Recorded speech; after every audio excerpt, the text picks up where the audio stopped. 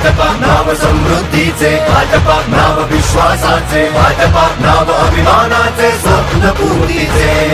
भाजपा नाव समृद्धीचे, भाजपा नाव विश्वासाचे. स्वागताध्यक्ष जी, प्रतिनिधि बंधुओं और बहनों, मित्रों, सबसे पहले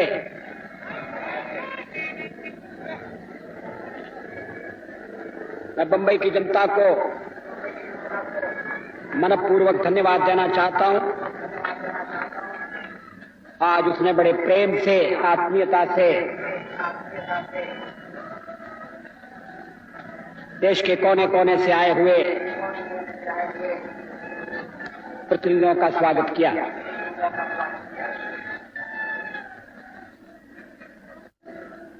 भारतीय जनता पार्टी का प्रथम राष्ट्रीय अधिवेशन है। मुझे निर्विरोध इस अधिवेशन का अध्यक्ष बनाया गया है। इसके लिए भी मैं प्रतिनिधियों का आभारी हूं। परमेश्वर से मेरी प्रार्थना है कि मुझे इस जिम्मेदारी को निभाने की शक्ति दे, विवेक दे।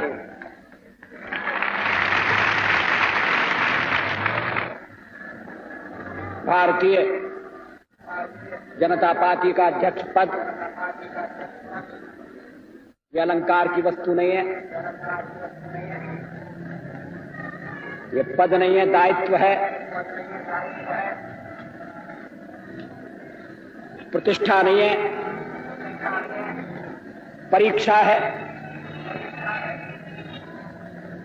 ये सम्मान नहीं है, चुनौती है।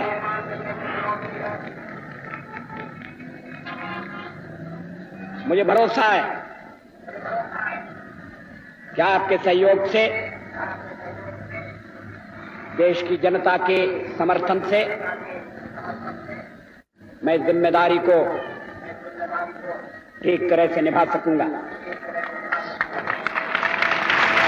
जिन परिस्थितियों में भारतीय जनता पार्टी का निर्माण हुआ, मैं उनमें जाना नहीं चाहता। देश की राजनीति को अगर नैतिक मूल्यों पर चलाने का संकल्प किसी ने किया है और जो लोग उस संकल्प को कार्य में परिणत करने की शक्ति रखते हैं, वो भारतीय जनता पार्टी के मंच पर इकट्ठा हो गए।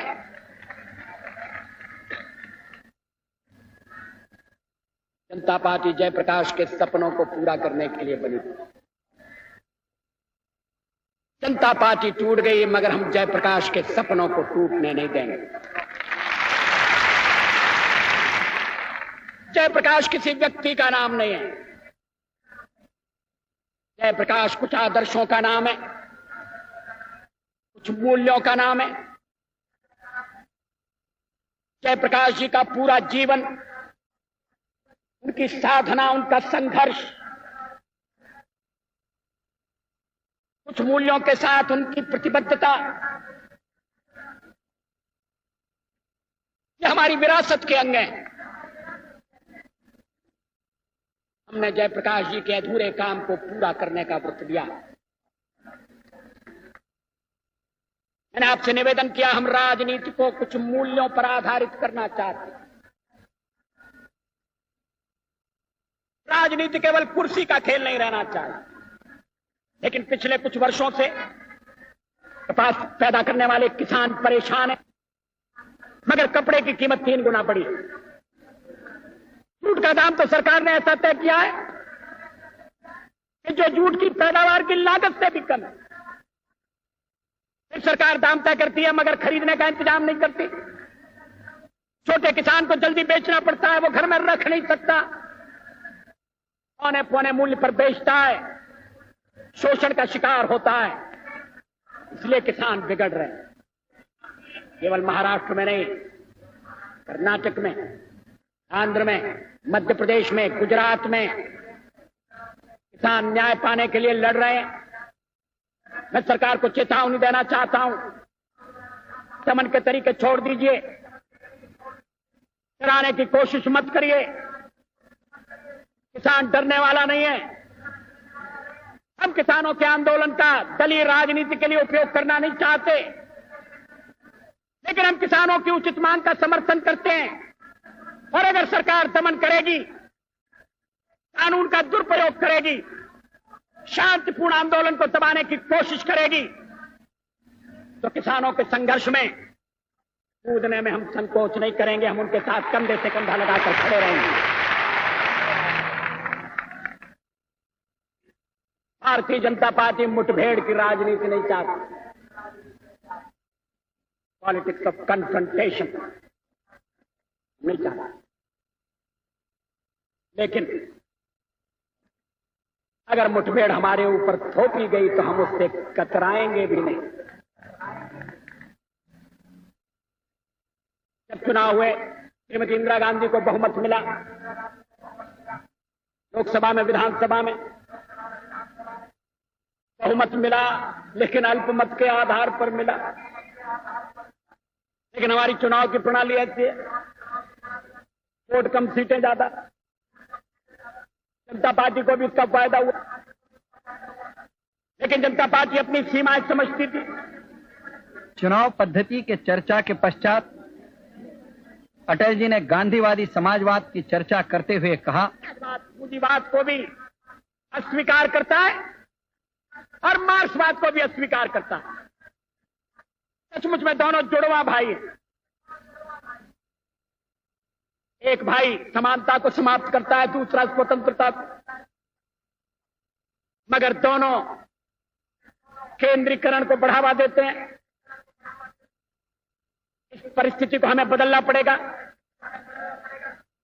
कुछ खबरों में, कुछ अखबारों में खबरें आ रही हैं, उनमें कोई सच्चाई नहीं है। भारतीय जनता पार्टी में गांधीवादी समाजवाद को लेकर कोई मतभेद नहीं है, मगर हमारी लोकतंत्रात्मक पार्टी है।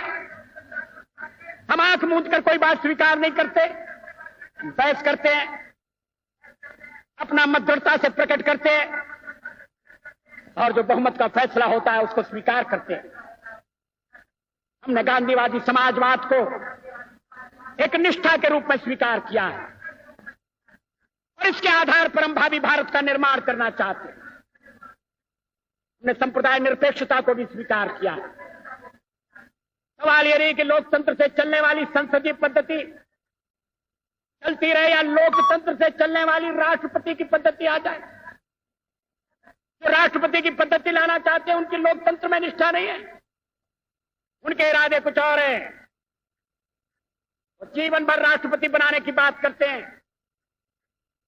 हमें उनसे सावधान रहना है। इस साजिश का भंडाफोड़ करना है। हमें उनके प्रयत्नों को कामयाब नहीं होने देना। हमें देश में कानून का राज्य रखना है।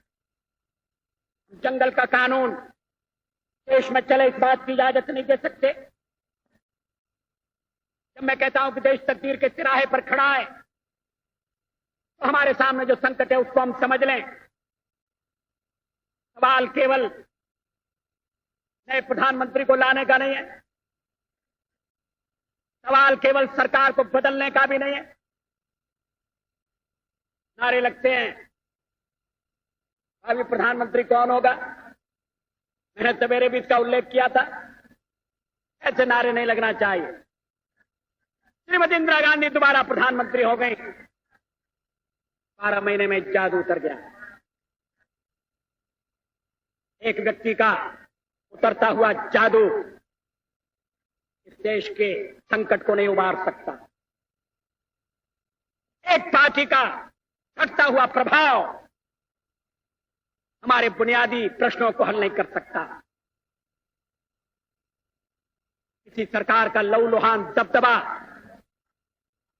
हमें वर्तमान मुसीबतों में से नहीं निकाल सकता। सवाल व्यक्ति का नहीं है, केवल दल का नहीं है, केवल सरकार का भी नहीं है। संकट व्यापक है, संकट गहरा है। संकट व्यवस्था का संकट है। सरकार पिछले 12 महीने में आर्थिक स्थिति को सुधारने में क्यों विफल रही है, इस पर गहराई से सोचा जाना चाहिए। जो स्थापित संस्थाएं वो टूट रही हैं, केवल राजनीतिक क्षेत्र में नहीं, आर्थिक क्षेत्र में भी नए तनाव पैदा हो रहे हैं। हर जनों पर अत्याचार क्यों बढ़ रहे हैं? बहनों को बलात्कार का शिकार क्यों ज्यादा बनाया जा रहा है? भारतीय लोकतंत्र के प्राण 65 करोड़ लोगों की समानता की उत्कट आकांक्षा और शोषण की स्थितियों से मुक्ति की तीव्र आतुरता में बसते हैं। लोकतंत्र से खिलवाड़ करना चाहते हैं, उन्हें इतिहास लोक चेतना की तूफानी धारा में बहाकर ले जाएगा। आवश्यकता इस बात की है कि गणतंत्र की रक्षा और नैतिक मूल्यों की पुनर्स्थापना के संघर्ष में हम किसानों, मजदूरों, ग्रामीण, गरीबों, दस्तकारों, युवकों, छात्रों तथा महिलाओं को भागीदार बनाएं और उनमें यह विश्वास पैदा करें कि अपनी स्थिति को सुधारने का उनका यत्न यथा स्थिति को एकजुट होकर बदलने से पूरा होगा। भारतीय जनता पार्टी राजनीति में, राजनीतिक दलों में, राजनेताओं में जनता के खोए हुए विश्वास को पुनः स्थापित करने के लिए जमीन से जुड़ी हुई राजनीति करेगी। शिखर की राजनीति के दिन लग गए, तोड़ तोड़ की राजनीति का कोई भविष्य नहीं है। पद, पैसा और प्रतिष्ठा के पीछे पागल होने वालों के लिए हमारे यहां कोई जगह नहीं है। जिनमें आत्मसम्मान का अभाव हो वो दिल्ली में जाकर, दिल्ली के दरबार में जाकर मुजरे झाड़ें। हम तो एक हाथ में भारत का संविधान और दूसरे में समता का निशान लेकर मैदान में कूदेंगे और जूझेंगे। हम छत्रपति शिवाजी महाराज के जीवन और संघर्ष से प्रेरणा लेंगे। सामाजिक समता का बिगुल बजाने वाले महात्मा फुले हमारे पथ प्रदर्शक होंगे। भारत के पश्चिमी घाट को मंडित करने वाले महासागर के किनारे खड़े होकर मैं ये भविष्यवाणी करने का साहस करता हूं कि अंधेरा छटेगा, सूरज निकलेगा, कमल खिलेगा। बहुत बहुत धन्यवाद।